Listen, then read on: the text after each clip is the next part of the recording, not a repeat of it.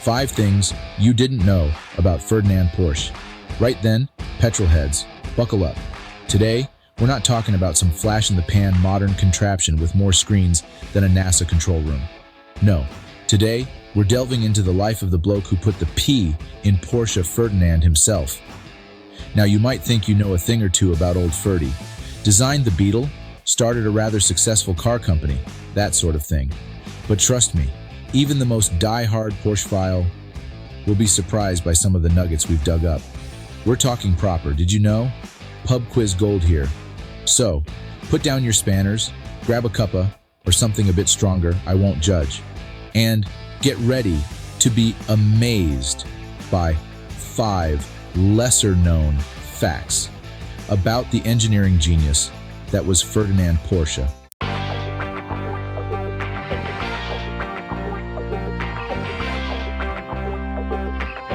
Porsche and the dawn of electric. Yeah, you heard that right, electric. Forget your Teslas and your Priuses. Porsche was tinkering with electric powertrains before most of their grandparents were even twinkles in their great-granddad's eye. Back in the early 1900s, when the internal combustion engine was about as refined as a brick, our man Ferdinand, ever the forward thinker, was busy developing something called the Lohner-Porsche mixed-hybrid. This wasn't some cobbled-together science project either. This thing had in-wheel electric motors, for God's sake. It was basically the Tesla Cybertruck of its day, only, you know, it actually looked half decent. This was cutting-edge stuff, and it proved that Porsche wasn't afraid to challenge conventions and push the boundaries of automotive technology.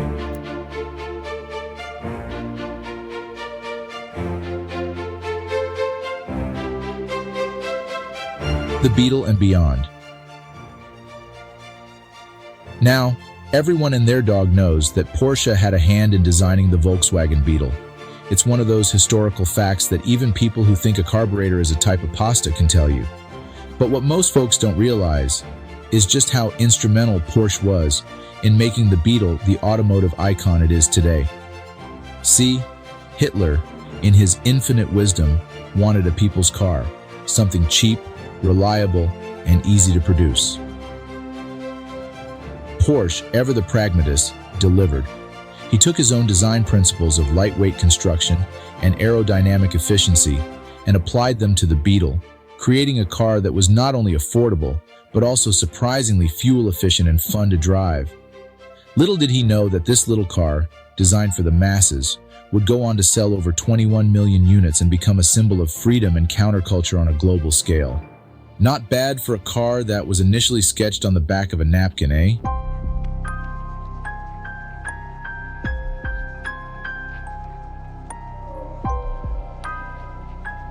A dark chapter and a controversial legacy. Now this is where things get a bit sticky. It's no secret that during the Second World War, Porsche's expertise was, shall we say, borrowed by the Nazi regime. And, well, he didn't exactly refuse. In fact, he designed quite a few military vehicles, some of which, let's just say, weren't exactly known for their peace-loving nature. Yes, I'm talking about the Tiger tank, a fearsome piece of engineering, no doubt, but not exactly something you'd take down to the shops for a pint of milk and a loaf of bread. Porsche's wartime activities remain a controversial aspect of his legacy. Some argue that he was simply a brilliant engineer, doing what he had to do in a difficult time.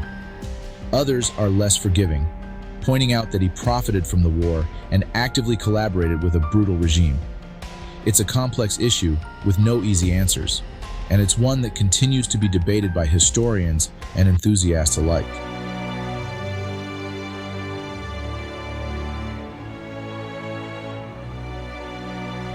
The birth of a legend. After the war, things weren't exactly peachy for old Ferdy. He spent some time in a French prison for his wartime activities, which probably wasn't the most pleasant experience. But as soon as he was back on his feet, did he retire to a quiet life of tinkering in his shed? Did he? Heck. He founded his own company, Porsche AG, and set about creating the car he'd always dreamed of building, the Porsche 356. This wasn't just another car. This was a statement, a declaration that Porsche was back and they were here to stay. The 356, with its sleek aerodynamic body and rear-engine, rear-wheel drive layout set the template for all future Porsches. It was a driver's car, pure and simple, and it quickly gained a cult following among enthusiasts who valued performance and handling above all else.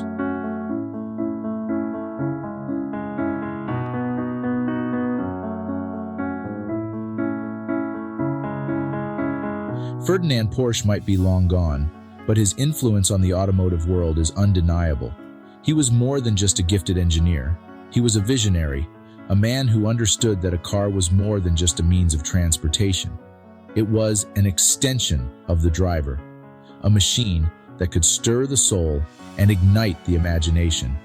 He instilled this philosophy in every car that bore his name, and it's a philosophy that continues to this day. From the iconic 911 to the cutting-edge Taycan, every Porsche embodies Ferdinand's core principles of lightweight design, exceptional handling, and a relentless pursuit of performance. So, the next time you see a Porsche, don't just see a car. See the legacy of a man who dared to dream differently, a man who pushed the boundaries of what was possible, and in doing so, changed the face of automotive history forever. Well, there you have it, folks. 5 fascinating facts about Ferdinand Porsche, a man who was, without a doubt, one of the most important figures in automotive history. He was a brilliant, flawed, and ultimately enigmatic character, but one thing's for sure. The man knew how to build a bloody good car. If you enjoyed this deep dive into the world of Porsche and fancy more tales from the golden age of motoring, give this video a hearty thumbs up and hit that subscribe button faster than a 911 on the Autobahn.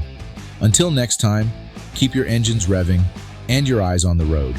If you enjoyed this video, don't forget to like, subscribe, and hit the notification bell for more fascinating stories about history, inventions, technology, and the secrets that shape our world.